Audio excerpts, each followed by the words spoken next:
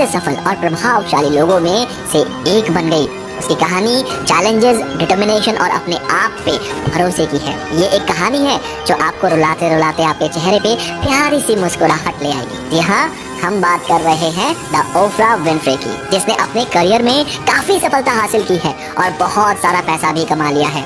जो अपनी माँ के टॉर्चर से तंग आकर 13 साल की ही उम्र में घर छोड़कर भाग जाती है, लेकिन उसके बाद भी अचानक ऐसा क्या हुआ जिसने ओफ्रा का वक्त बदल कर रख दिया। तो आइए आगे जानते हैं ओफ्रा विनफ्रे की एक रोमांचक, दिल दहला देने वाली सच्ची कहानी जो आपको प्रेरित कर देगी कि लाइफ में सक्सेस होने के लिए गरीबी बिल्कुल भी एक्सक्यूज नहीं होता है। ओफ्रा के माता पिता एक अनमैरिड कपल थे जिन्होंने अर्ली एज में ही ओफ्रा को जन्म दिया। दोनों ही साथ में नहीं रहते थे। इसी से पता चलता है कि ओफ्रा का मेंटल स्टेटस कैसा रहा होगा बचपन से, जहां माँ बाप दोनों का ही प्यार नहीं मिला। ओफ्रा के जन्म के कुछ ही दिन बाद उसकी माँ जो है दूसरे स्टेट में नॉर्थ साइड में शिफ्ट हो गई, जिससे उन्हें घर चलाने के लिए काम मिल सके। इसी कारण ओफ्रा का बचपन उसकी दादी के साथ बीता, पर खाने के पैसे ना होने के कारण उसकी दादी भी मजबूरी में दूसरों के घरों में जाकर साफ सफाइयों का काम किया करती। ओफ्रा की दादी एक स्ट्रिक्ट महिला थी जिसने ओफ्रा को लाइफ का असल मतलब तो समझाया, पर साथ ही अपने एग्रेसिव नेचर की वजह से ओफ्रा को इतना टॉर्चर किया जिससे उसकी मेंटल हेल्थ बिगड़ने लगी। स्ट्रिक्ट होना गलत नहीं है दोस्तों, लेकिन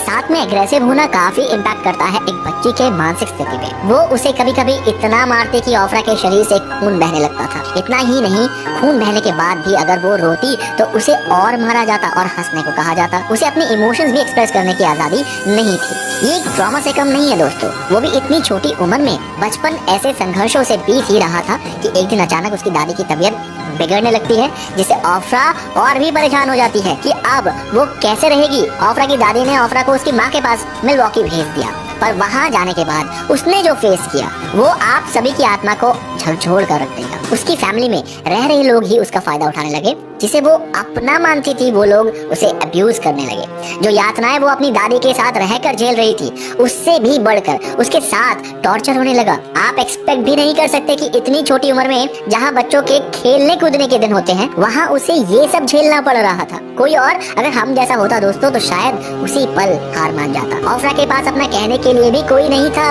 जिसे वो अपने दिल की बात कह पाती। हर कोई बस सेल्फिश ही था। उम्र कम होने के कारण वो समझ ही नहीं पा रही थी कि आखिर उसके साथ ये सब क्या हो रहा है। और एक दिन 13 साल की मात्र उस छोटी सी उम्र में वो अपनी माँ का घर छोड़कर भागने की कोशिश करती है। आखिर इतना सब सहना भी तो आसान नहीं है, लेकिन यहाँ भी उसकी किस्मत ने उसका साथ नहीं दिया। घर वाले किसी भी तरह से उसको ढूंढ कर लाए और अब ओफ्रा को घर में बांधकर कैदियों की तरह रखा जाने लगा। ओफ्रा सिर्फ 14 साल की उम्र में ही प्रेग्नेंट हो जाती है, जब उसे पता भी नहीं होता ये सब होता क्या है। ओफ्रा कहती है कि उस दिन